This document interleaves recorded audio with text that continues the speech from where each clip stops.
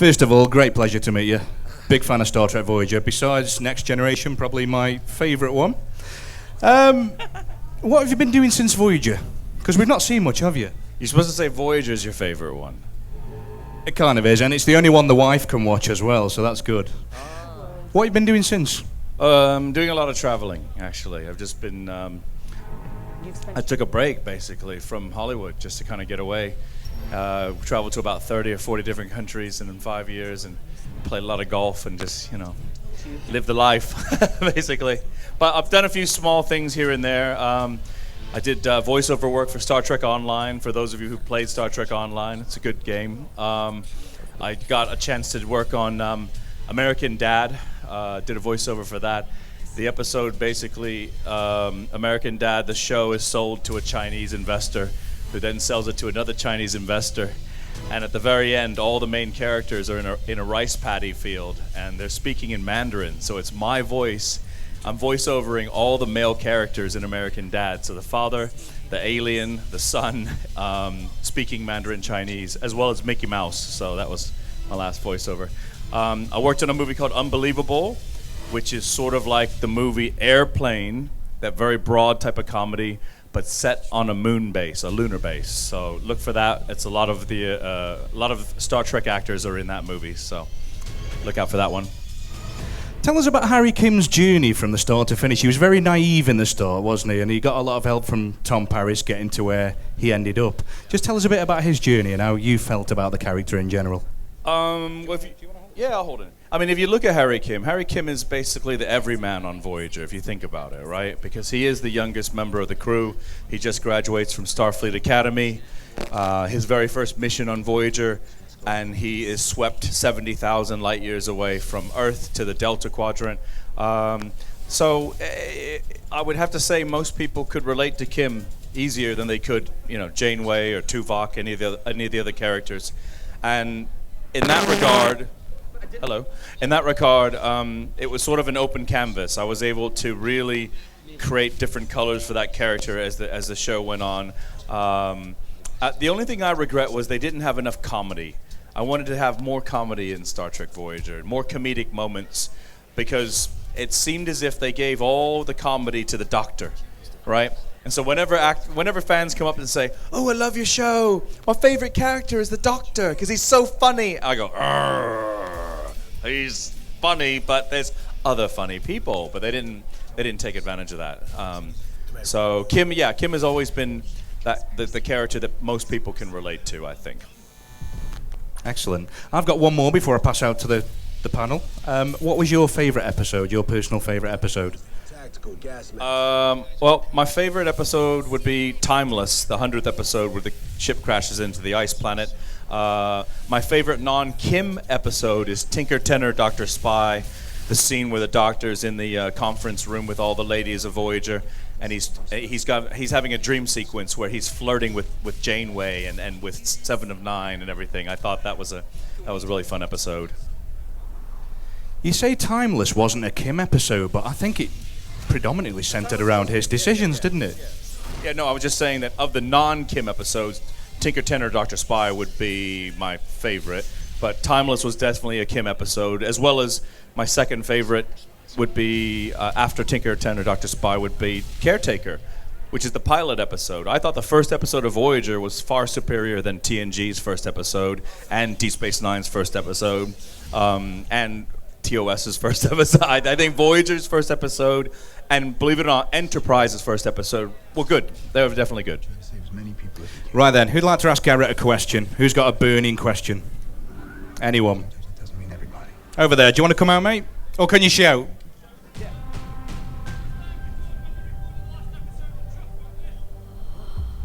You were there when they recorded the last episode of Chuck?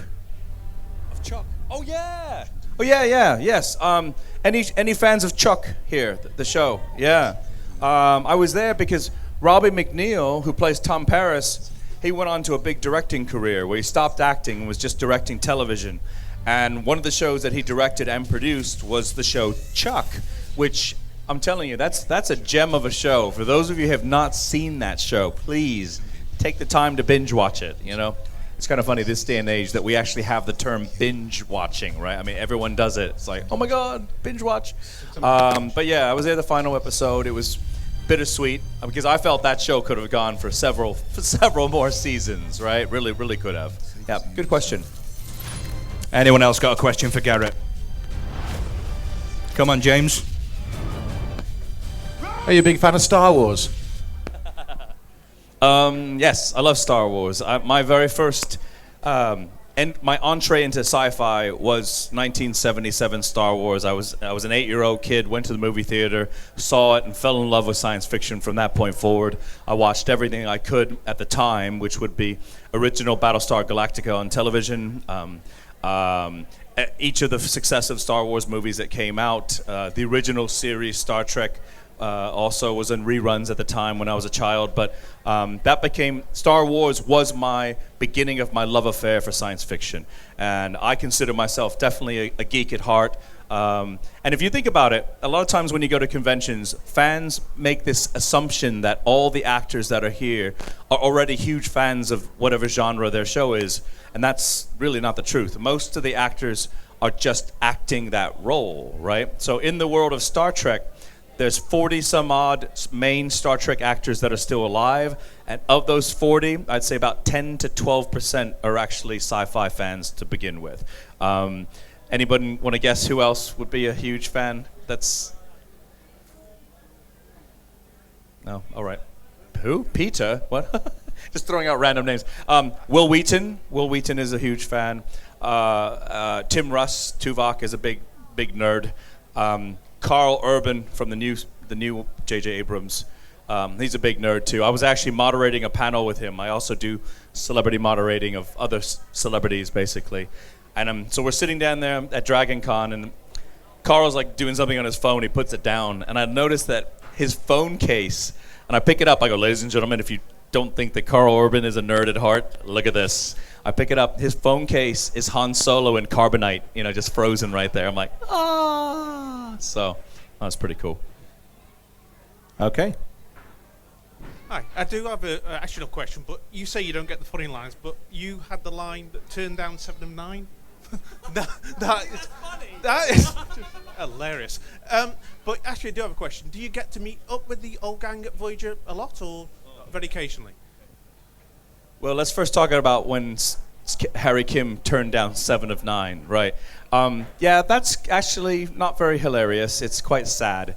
As an actor, I remember looking at that script, right? I'm reading through it. I'm going, oh, okay, this is, 7 of 9. Oh, Harry's trying to seduce 7 of 9, and 7 is doing this, and 7 asked Harry to have a quickie, And then Harry says, no.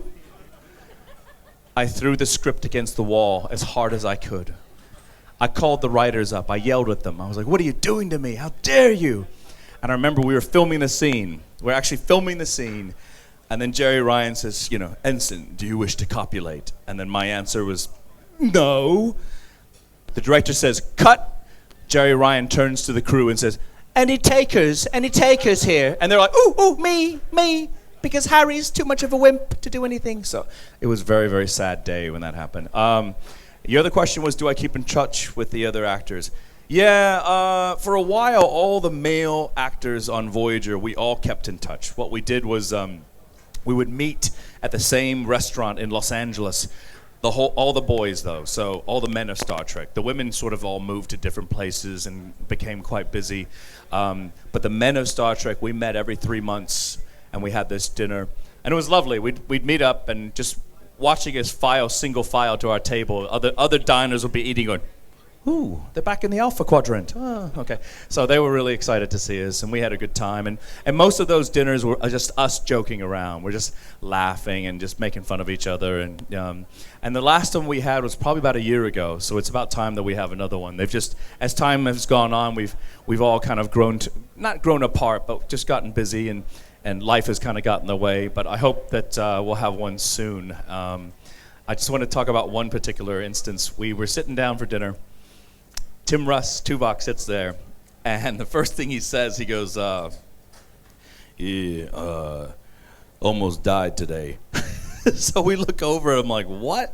Evidently, he woke up in the morning, and As he walked from his bed to his washroom, which is 3 steps, he was out of breath. Out of breath. So he went to the emergency room. He went to the hospital. He filled out a form. He wrote down his symptoms.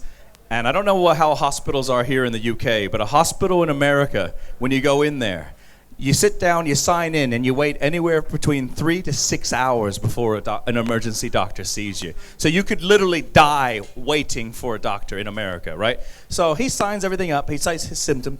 Before his bum touches the chair, they go, Mr. Russ, please come up here. He walks up and says, the doctor's ready to see you now. He comes in, and the doctor said, well, good thing you showed up when you did, because if you waited for 1 hour, you would have been dead.